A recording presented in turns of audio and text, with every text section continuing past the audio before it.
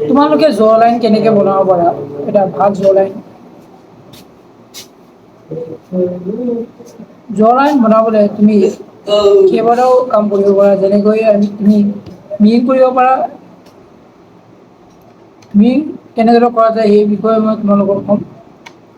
আৰু ছেকেণ্ড হৈছে তুমি টুইং কৰিব পাৰা প্ৰথমত মিহিন কেনেকৈ কৰে মিহিন কৰিবলৈ তোমাৰ জিপখন বা জিপটো তোমাৰ ওপৰ প্লেটত টাচ কৰিব লাগিব এইটো প্লেট বুলি কয় এইটো যেতিয়া তুমি টাচ কৰিবা ন নাই প্ৰথমত তুমি কি কৰিবা এন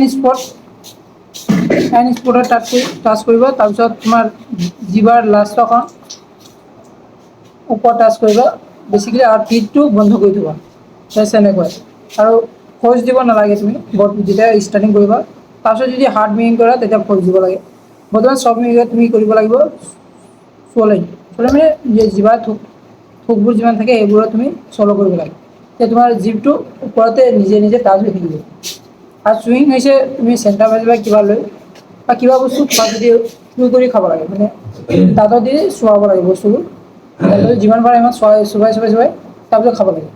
তেতিয়া তোমাৰ এই মেচিটাৰ এইবিলাকক মেচিটাৰ মাছাজ বুলি কয় যেতিয়া এইবোৰ যেতিয়া বাঢ়িব তেতিয়া তোমাৰ আৰু যেতিয়া বডি ফেট কমাবা তুমি বা এইটো বাঢ়িলে যেতিয়া এটা ভাল জ্বলাইনৰ লোক চাই বাট যি তুমি নহ'লে কৰা আৰু সেই বডি ফেট কমোৱা তেতিয়া অলজিক্স ওলাই আহিব